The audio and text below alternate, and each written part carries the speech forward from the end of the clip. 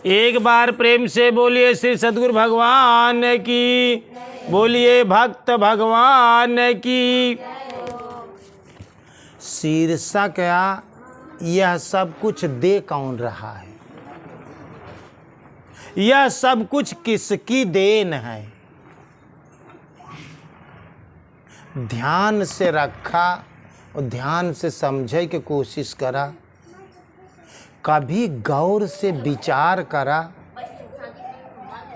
कि आखिरकार यह सब कुछ देता कौन है, दे कौन रहा है, यह सब कुछ देन किसकी है।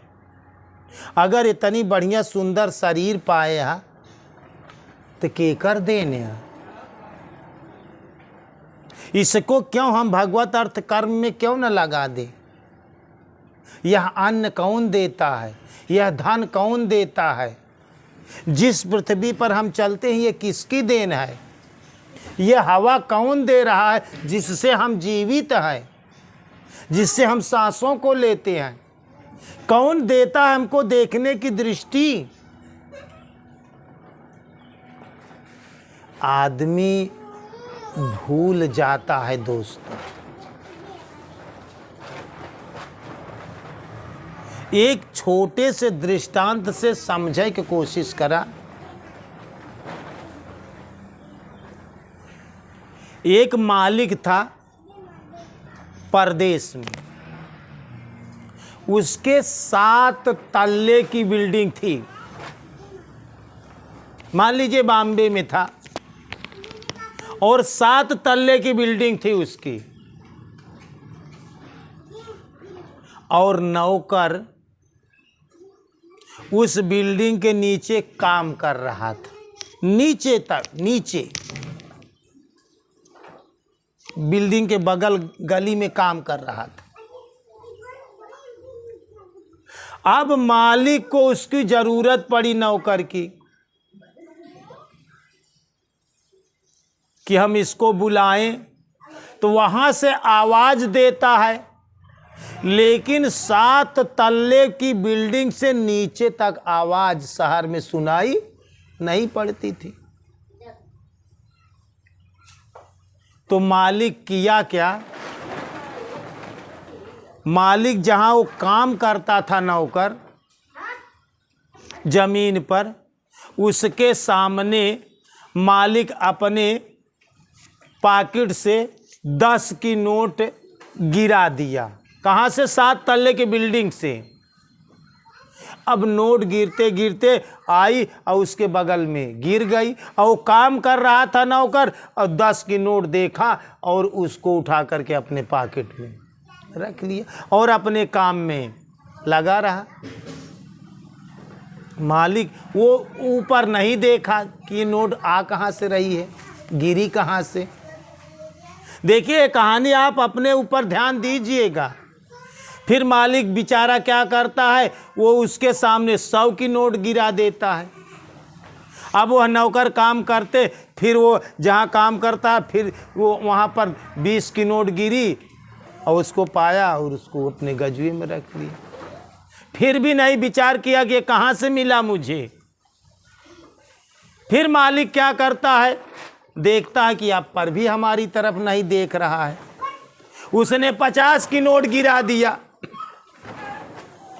फिर नौकर काम कर रहा था, काम में व्यस्त था, 50 की नोट लिया और अपने पॉकेट में रख लिया, लेकिन विचार नहीं कर रहा कि यह नोट आ कहाँ से रही है, ये पैसे कहाँ से गिर रहे हैं, कहाँ से बरस रहे हैं, दे कौन रहा है। बस पाया, अपने पास रखा, अपने काम में व्यस्त।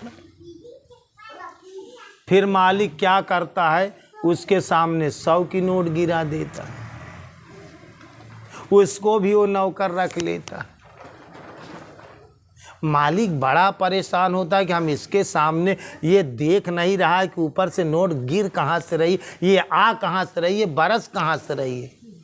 ये सब नोटों को लेकर अपने पॉकेट में रख लेता।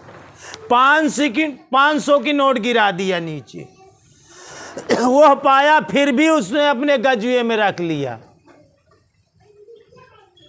उसने 1000 की नोट गिरा दिया, लेकिन अब भी वो अपने काम में व्यस्त है, भूला पड़ा है कि नोट गिर कहाँ से रही है। उसने अंतिम में 2000 की नोट गिरा दिया, लेकिन वह काम कर रहा था, लेकिन उसको यह भी सोच नहीं आई कि ये 10, 20, 50, 100, 500 और 1000 और 2000 की नोटें आ कहाँ से रही है। उसको कोई ख्याल नहीं आया। तो मालिक ऊब गया, और जब मालिक ऊब गया तो क्या करता है, इतना बड़ा एक ढेला लेता है, पत्थर, एक टुकड़ा, और जहां वो काम कर रहा था नीचे, वो क्या करता है, पत्थर का टुकड़ा उसके सिर पर गिरा देता है, और जब उसके सिर पर लगता है तो सिर भन-भनान उसको लगी चोट, चिल्लाया। तब ऊपर की तरफ देखता है, तब ऊपर की तरफ देखता है तो मालिक उससे इशारा करता है कि चले आओ मेरे पास। तो दोस्तों, हमारे कहानी कहने का तात्पर्य है कि आपको यह सब कुछ दे कौन रहा है। आप विचार कीजिए, जब उसने सब नोटों को गिराया तो उसकी तरफ नहीं झांका, और जब एक पत्थर का ढेला उसके सर पर गिराया तो तब वो उसकी तरफ देखता है। ये मनुष्य का स्वभाव होता है, ये नेचर होता है लोगों का। ईश्वर जब सुख देता है, जब धन देता है, जब संपत्ति देती है, तब आप उसकी तरफ नजर नहीं डालते कि ये दे कौन रहा है, ये चीजें आ कहां से रही है। लेकिन जब ईश्वर तुम्हें दुख देता है, जब तुमको कष्ट देता है, तब आप उसकी तरफ देखते हैं। इसीलिए कहा है कि दुख में सुमिरन सब करें, असुख में करें न कोई, और जो सुख में सुमिरन करे तो दुख काहे का होय। अगर सुख में भी तुम्हारी ख्यालात बनी रहे, आज तुमको ईश्वर ने घर दिया है रहने के लिए, पहनने के लिए कपड़ा दिया है, भोजन दिया है खाने के लिए, ये शरीर दिया है। आप विचार करिए कि ये देन किसकी, ये हमें दे कौन रहा है। जब आपके पास नोट मालिक ने उसे इशारा किया, जब ऊपर कब देखता, जब चोट लगती है तब आदमी मालिक की तरफ देखता है, तब वो नौकर मालिक की तरफ देखता है, तब मालिक इशारा करता है कि मेरे पास चले आओ। जब नौकर जाता है तो मालिक पूछता है, अच्छा तू ये बता कि ये नोट कहाँ से आ रही थी, तुमने खोजा? कहा विचार ही नहीं गया। कहा 10 की नोट गिरी तो तुमने देखा कहाँ से गिरी? 20 के गिरी, 50 के गिरी, 100 के गिरी, 500 गिरी। अरे गिरता गया, तू बेचारा कहाँ से, तू पा कहाँ से रहा है? कभी विचार किया कि तू पा कहाँ से रहा है? तुम्हें दे कौन रहा है?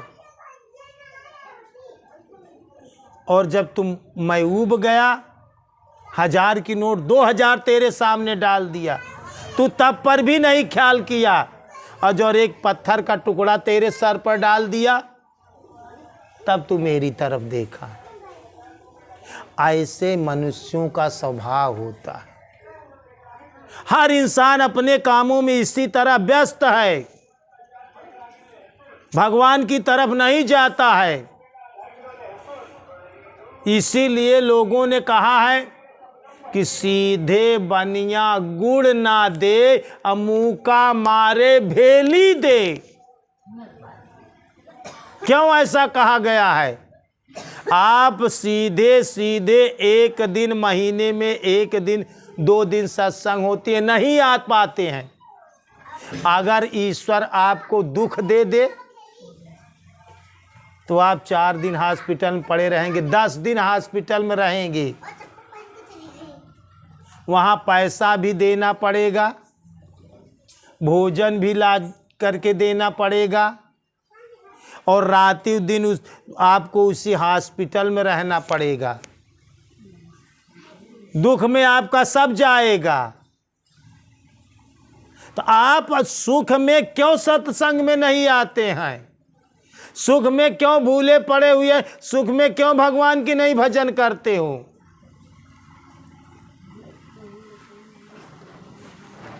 तो खोज करें, विचार करें। हम इसलिए आपको जगाना चाहते हैं कि खोजो ये किसकी देन है। इतनी सुंदर वाणी किसने दिया? इतना सुंदर संसार किसने दिया? इतने सुंदर बीबी बच्चे परिवार हमें कहाँ से मिले? देता कौन है? उस देने वाले का अगर ख्याल नहीं करोगे तो फिर एक दिन वह ऊब करके तुम्हारे सर पर पत्थर देगा। तो विचार करना चाहिए, खोज करनी चाहिए। ये पांचों तत्व हमारे पास शरीर दिया, पांचों तत्व दे कौन रहा है?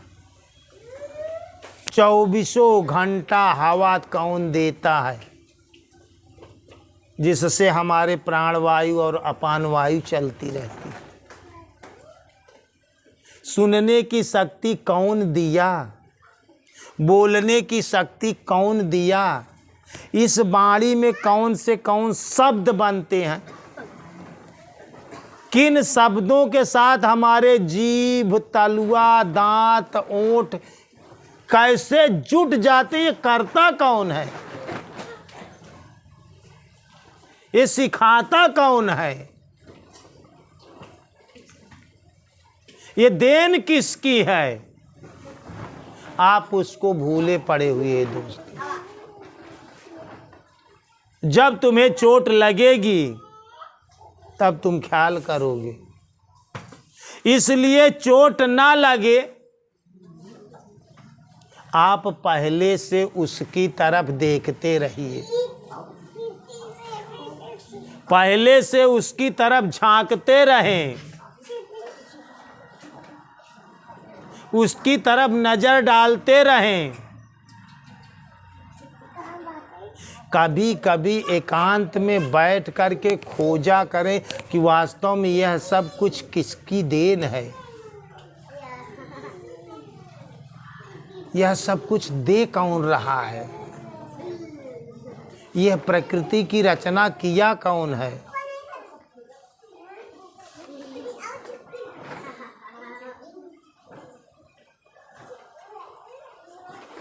ये खोज करिए और जिसने दिया है उस प्रभु को हमेशा ध्यान रखें और उसके लिए तन से, मन से, धन से और वाणी से उसकी सेवा में निरंतर तत्पर रहिए। सोचिए, विचारिए कि ये सब कुछ देता कौन। अगर अभी नहीं सोचोगे तो जब तुम्हें चोट लगेगी, सीधे नहीं सोचोगे तो तुम्हें टेढ़े एक दिन सोचना ही पड़ेगा। इसलिए अबही अजोर बा बिछाई ला अनहियरवा में काऊ काऊ करबा। अब ही गुरु के सानिध्य में आ, गुरु तो का चेतावत आए कि भाई ध्यान करो, सत्संग करो, भजन करो, सेवा करो, उस प्रभु के लिए कुछ करो। नहीं तो एक दिन मजबूर होकर तुम्हें चोट देगा और उस चोट को सहना पड़ेगा। एक बार प्रेम से बोलिए श्री सद्गुरु भगवान की, बोलिए भक्त भगवान की।